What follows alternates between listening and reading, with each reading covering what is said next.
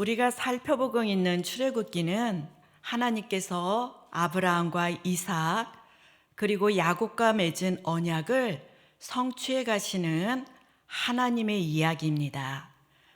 실제로 창세기 15장 13절에서 하나님은 아브라함의 후손이 이방 땅에서 계기되어 400년간 살다가 큰 민족을 이룬 후 돌아온다는 말씀도 하셨습니다. 그래서 하나님 편에서 보면 출애굽은 반드시 이루어져야 합니다. 그런데 때가 차서 하나님께서 백성들을 출애굽시키고자 찾아오셨을 때 백성들의 삶은 결코 좋은 쪽으로 나아지지 않았습니다.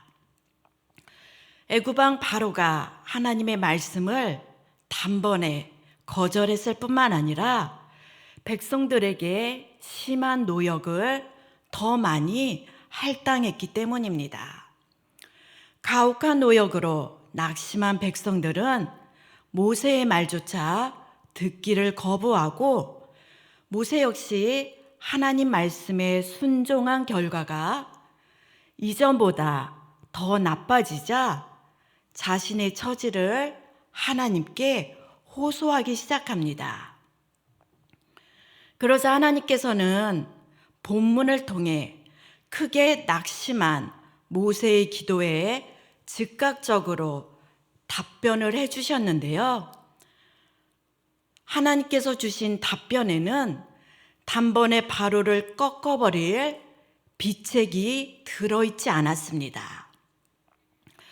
오히려 바로와 대결과 또 전투와는 상관없어 보이는 나는 여호와라는 하나님의 영원토록 기억할 칭호를 반복적으로 모세에게 선포하셨습니다.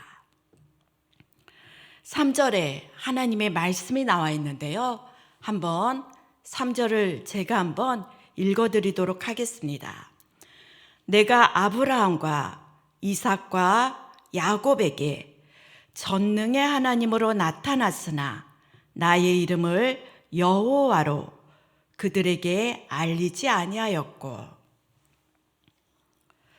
2023년 새해가 되면서 창세기부터 성경을 읽으신 분들은 출애굽기 앞에 있는 성경 창세기에 수없이 기록된 여호와라는 단어가 생각날 것입니다.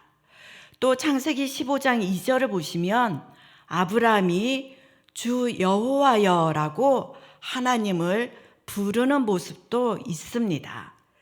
그렇기 때문에 3절에 기록된 나의 이름을 여호와로는 그들에게 알리지 아니하였다라는 의미는 아브라함이 여호와라는 하나님의 이름은 알고 있었지만 여호와라는 하나님의 칭호를 통해 역사하시는 하나님을 아직은 체험과 경험을 통해서는 알지 못했다는 의미로 해석하는 것이 더 적합할 수 있습니다.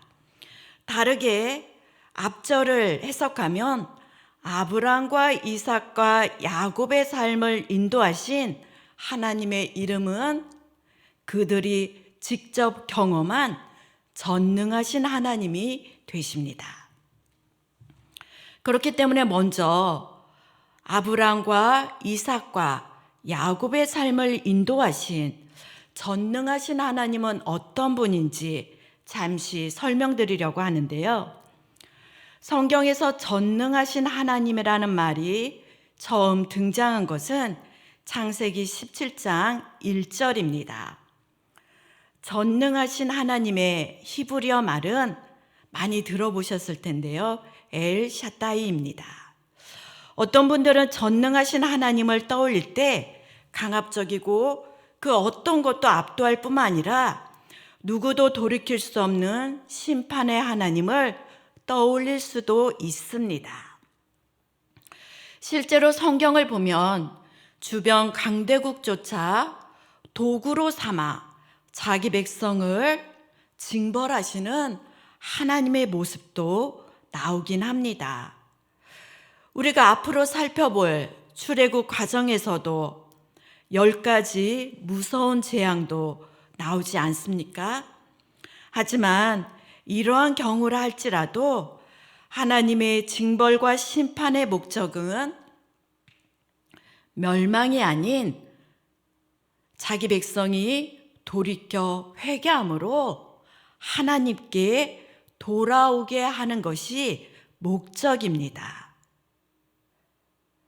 그렇기 때문에 성경에 기록된 전능하신 하나님은 결코 파괴적인 하나님이 될 수 없습니다. 또 무엇보다 성경에서 사용된 전능하신 하나님의 용례를 살펴보면 엘샤다이는 주로 후손의 번성을 약속하고 축복할 때 주로 많이 사용됐습니다. 처음 기록된 창세기 17장에서도 전능하신 하나님은 아직 약속의 자녀를 얻지 못했던 나이가 99세가 된 아브라함에게 나타나실 때 하나님께서 자신을 계시한 이름입니다. 이 당시 사회에서 자손이 없었다는 것은 오늘날과는 달리 하나님께 저주를 받은 사람으로 모두가 인식할 때입니다. 아브라함도 예외가 아니었습니다.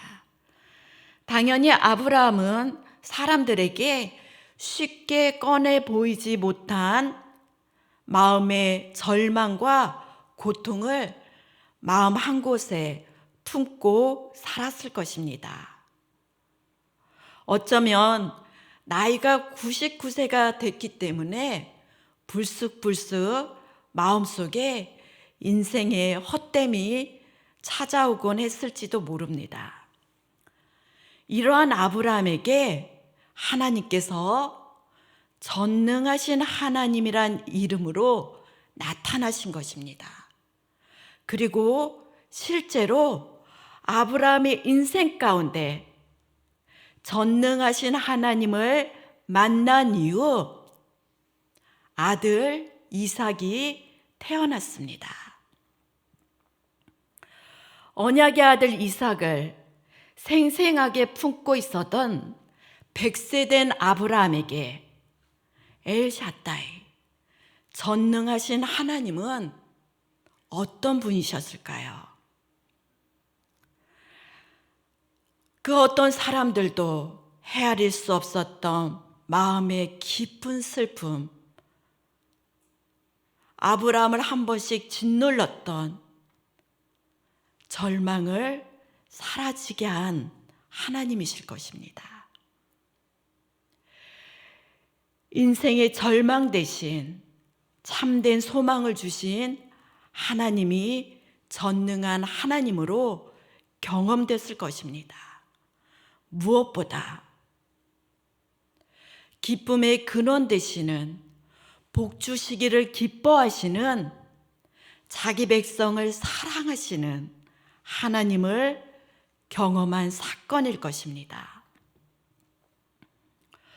무엇보다 100세 된 자신에게 아들 이삭을 주신 하나님께서 아브라함 자신의 후손들, 아브라함의 후손들에게 400년 후에 가나안 땅을 유업으로 주시겠다는 그 언약 역시 전능한 하나님이시라면 아브라함은 그 하나님께서 반드시 성취할 것임을 믿어 의심치 않았을 것입니다.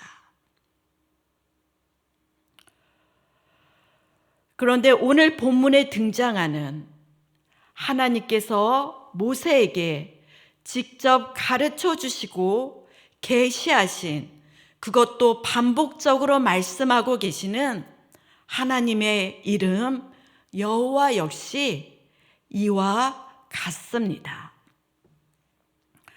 먼저 출애굽기에 기록된 여호와란 이름은 보통 명사가 아닌 고유 명사입니다.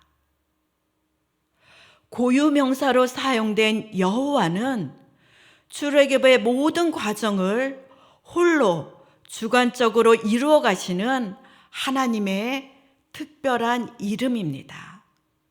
전능하실 뿐만 아니라 스스로 자존하시는 하나님을 나타낼 때 출애굽기에서는 여호와란 고유 명사 하나님의 이름을 사용한 것입니다.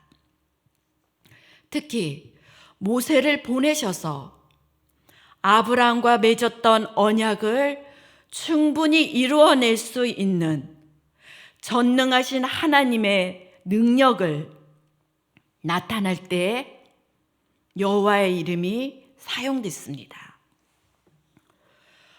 오늘 본문 역시 샌드위치 구조를 통해 이것을 동일하게 확인할 수가 있는데요. 잠시 성경을 보시면 2절과 8절에서는 여호와란 이름이 반복적으로 나옵니다. 물론 다른 곳에도 나오지만요. 특히 2절 하반절에 보시면 나는 여호와이니라 라고 하나님께서 선포하시고요. 8절을 보시면 하나님께서 여호와가 어떤 일을 행하시는지 말씀하신 후에 8절 하반절에 동일하게 나는 여호와라 라고 말씀을 맺습니다. 2절 하반절에 나는 여호와란 이름과 8절 하반절에 나는 여호와란 이름 사이에 있는 많은 구절들을 통해 하나님께서는 언약을 성취해 가시는 능력 많으신 하나님의 구체적인 모습을 설명하고 있는 것입니다. 그렇기 때문에 여호와란 하나님의 이름은 언약과 뗄래야 뗄 수 없는 하나님의 이름인 것입니다. 먼저 5절을 한번 보실까요? 우리 5절 같이 한번 읽어보겠습니다. 시작. 이제 애굽 사람이 종으로 삼은 이스라엘 자손의 신음소리를 내가 듣고 나의 언약을 기억하노라. 5절 하반절 역시 하나님께서 언약을 기억했다라는 말씀이 나오는데요. 그렇다고 해서 이 표현이 그동안 대략 400년 동안 하나님께서 언약을 까마득하게 잊고 계셨다가 새삼스럽게 이스라엘 자손의 신음소리를 듣고 언약에 대한 기억을 떠올렸다는 말은 아닙니다. 하나님은 어제나 오늘이나 영원토록 동일하신 분이기 때문에 하나님은 사람처럼 뭔가를 잊어버리거나 기억하지 못하시는 분이 아닙니다. 그렇기 때문에 내가 나의 언약을 기억하노라의 뜻은 이런 뜻일 것입니다. 이제는 내가 아브라함과 맺었던 그 언약을 성취할 때가 됐다는 의미일 것입니다. 또 폭넓게 해석해 보면 하나님께서 약속하셨던 그 언약의 내용을 성취하기 위해서 능력의 하나님께서 직접 백성들의 삶 가운데 백성들이 살아가는 인생의 현실로 들어오셔서 이제부터는 하나님께서 친히 개입을 하신다는 해석도 좋은 해석입니다.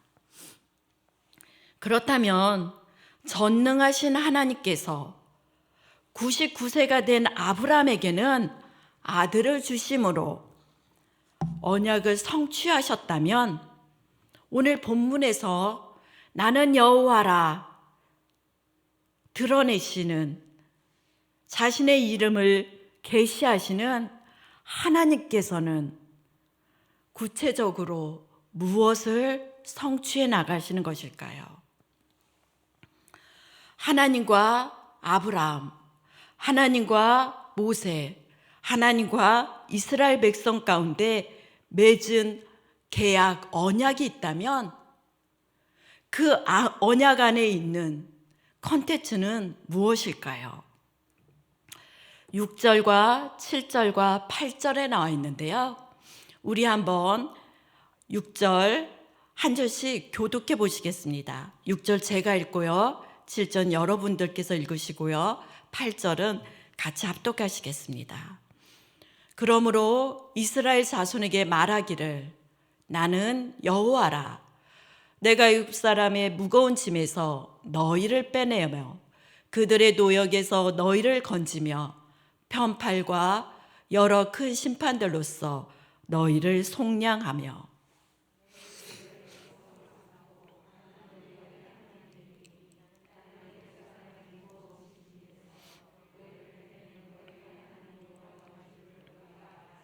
함께 읽겠습니다. 내가 아브라함과 이삭과 야곱에게 주기로 맹세한 땅으로 너희를 인도하고 그 땅을 너희에게 주어 기업을 삼게 하리라.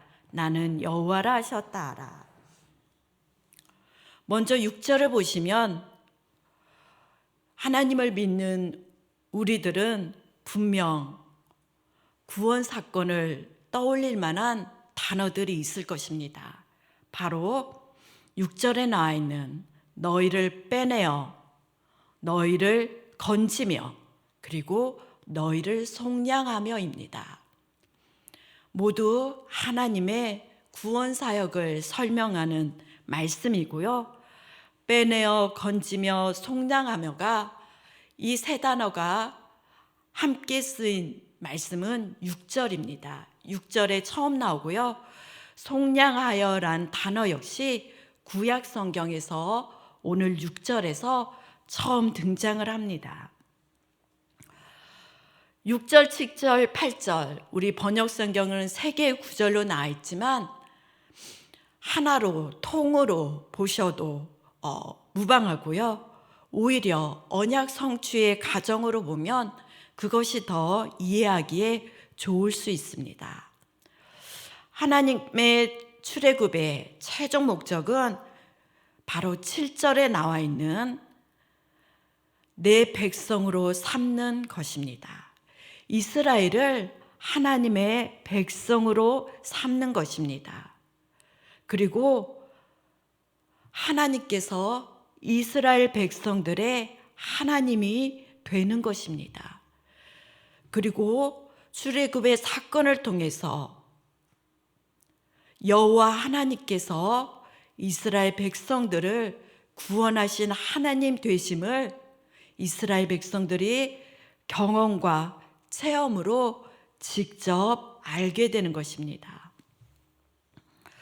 하나님께서 이스라엘 백성들을 아브라함과 약속하신 가나안 땅으로 반드시 데려가겠다고 말씀하고 계십니다.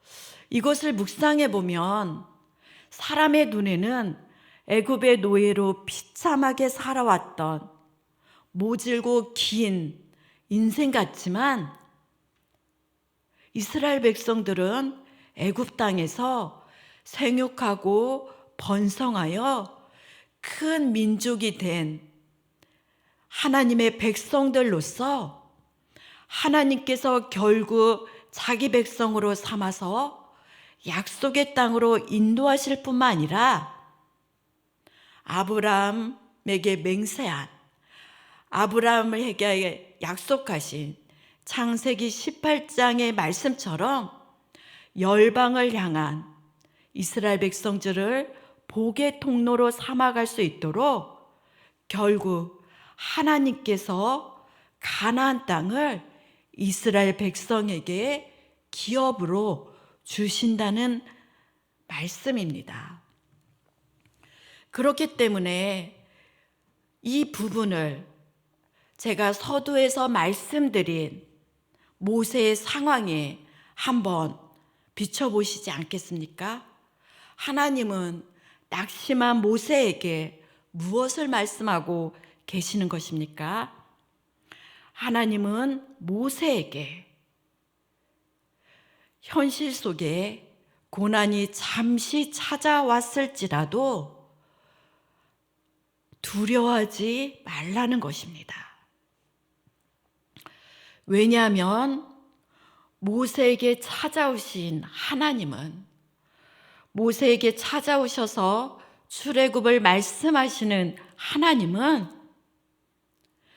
그 당시 세상을 제패했던 바로와는 비교할 수도 없는 언약을 반드시 성취하시는, 자기 백성을 사랑하시는, 자기 백성에게 유업을 주시는 여호와 하나님 되시기 때문입니다. 그럼에도 불구하고 오늘 본문은 모세와 이스라엘 백성들은 여전히 하나님을 신뢰하지 못합니다. 9절에 그 내용이 나와 있는데요. 한번 보시겠습니다. 제가 한번 읽어드리겠습니다. 모세가 이와 같이 이스라엘 자손에게 전하나 그들의 마음의 상함과 가혹한 노역으로 말미암아 모세의 말을 듣지 아니하였더라. 하나님 말씀을 전했지만 이스라엘 백성들은 모세의 말을 더 이상 듣지 않았습니다. 정확하게 말씀드리면 모세를 통해 전해지는 하나님의 말씀조차 들리지 않았던 것입니다. 왜냐하면 마음의 상함과 가혹한 노역 때문입니다. 다른 성경에서는 이 부분을 영혼의 고통 또는 무서운 고역에 지칠 대로 지친 그들은 모세의 말을 들으려고도 하지 않았다고 번역하고 있습니다. 그런데 저는 인간적인 마음으로 보면 이스라엘 백성들의 마음을 조금은 헤아릴 수 있을 것 같습니다. 어쩌면 이스라엘 백성들뿐만 아니라 거듭되는 고난 속에서 대부분의 사람들의 마음은 이와 같을 수도 있습니다.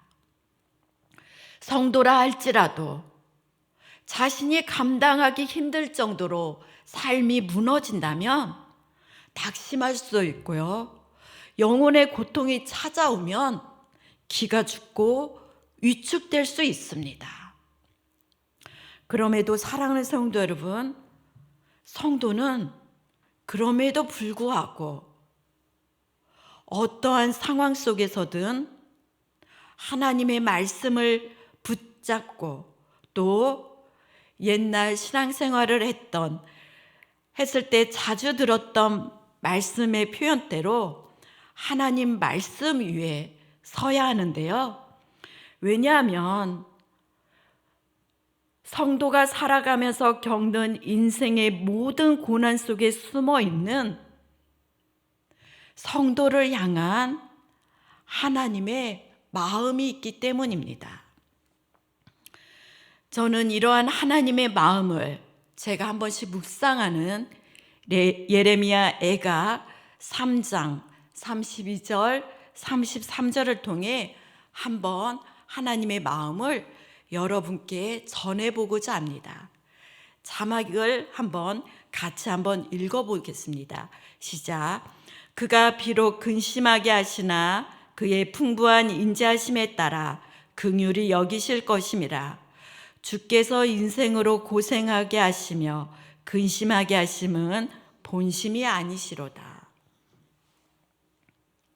사랑하는 성도 여러분, 하나님 안에서 살아갈 때 성도라 할지라도 어려움을 피할 수는 없습니다.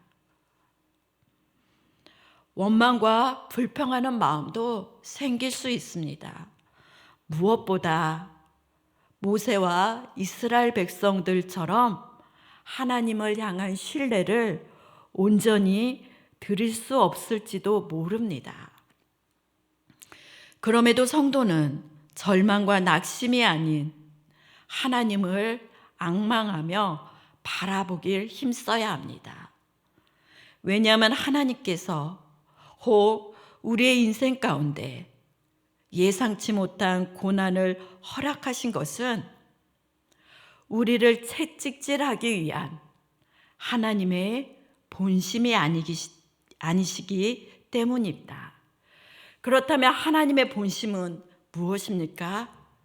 제가 한 줄로 말씀드리면 우리를 향한 어떠한 상황 속에서든지 전해지는 하나님의 본심은 자기 아들 예수 그리스도를 우리를 위해 내어주신 하나님의 사랑일 것입니다. 그렇기 때문에 저와 여러분 2023년을 살아갈 때 어떠한 상황이 우리 앞 가운데 있을지 모르지만 기쁠 때나 혹 좋지 않을 때라 할지라도 우리를 향한 하나님의 사랑의 본심을 붙들며 살아가길 소망합니다. 마지막으로 14절에서 25절에 기록된 아론과 모세의 족보를 짧게 살펴보도록 하겠습니다. 어떻게 보면 출애굽의 이야기를 전개해 나가면서 또 무엇보다 7절부터는 모세가 다시 한번 바로에게 나간 후에 이제 하나님께서 본격적으로 10가지 재앙을 시작하는 본문입니다. 그렇기 때문에 출애굽의 흐름을 약간은 섞이지 못하는 아론과 족보의 이야기같이 보일 수도 있지만 성경 저자는 출애굽 과정 속에서 목적을 가지고 이 본문을 기록한 것으로 보입니다. 14절부터 25절에 족보가 나오는데요. 이 족보는 이스라엘, 즉 야곱의 첫째 아들 르우벤으로 시작해서 아론의 후손인 엘르아살과 비느하스를 끝으로 25절의 족보가 마무리됩니다. 그런데 잘 살펴보면 기록된 족보에는 몇 가지 특징이 있습니다. 먼저 야곱에게는 몇 명의 아들이 있습니까? 12명의 아들이 있죠. 그런데 오늘 본문에는 첫째 아들 르우벤과 둘째 아들 시므온 그리고 셋째 아들인 레위까지만 한 줄씩 기록이 됐습니다. 즉 오늘 족보는 야곱의 12아들의 온전한 계보를 전하려는 목적은 아니고요.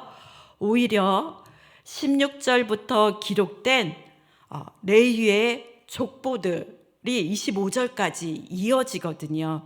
즉 모세와 아론의 직계 혈통인 레위의 후손들을 열거하는 것으로 보면 앞서 말씀드린 것처럼 이 족보는 아론과 모세의 계보를 나타내기 위함입니다. 몇 가지 흥미로운 부분만 한번 짚어보면은요, 이 족보 중에서도 유독 나이가 나와 있는 사람이 있습니다. 16절에 보시면 하반절에 레위의 나이는 137세였다고 나오고요. 18절에 고앗의 나이는 133세였다고 나오고요. 또 20절 하반절에 보면은 아브라함의 나이는 137세였다고 나오는데요. 이 아브라함이 20절에 보시면 아버지의 누이 요게벳과 결혼한 것이 나옵니다. 즉 나이가 기록된 사람들의 이름은 아론과 모세의 직통, 혈통 관계입니다. 아브라함이 모세와 아론의 아버지고요. 누이 요게벳이 어머니인 것입니다. 이런 특징이 있고요. 또 무엇보다 이 족보는 모세보다는 아론에게 더 중점이 맞춰져 있습니다. 왜냐하면 출애굽 과정을 거치면서 무엇이 나옵니까? 시내산 언약이 나오고요. 곧 대제사장으로 하나님께서 성막에서 제사를 드릴 수 있도록 아론을 세우는 모습들이 출애굽 이후에 나오기 때문인데요. 그렇기 때문에 25절을 보면 아론과 그의 후손인 엘르아살과 비느하스의 이름이 나옵니다.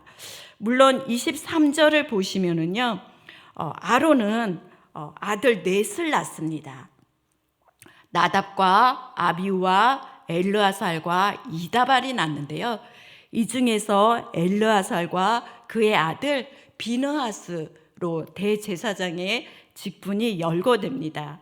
왜냐하면 나답과 아비우는 성막에서 제사를 드릴 때 하나님이 정하신 불이 아닌 다른 불을 순종함으로, 즉 율법을 어기고 하나님께 불순종함으로 죽기 때문입니다.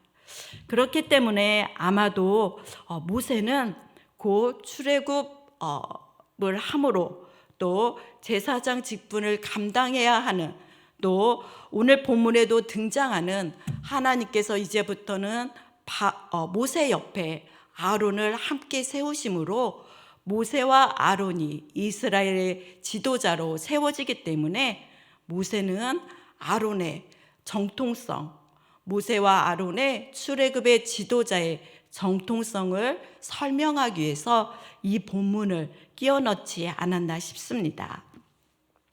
또 약간 다른 구절들도 26절, 27절에 나오는데요.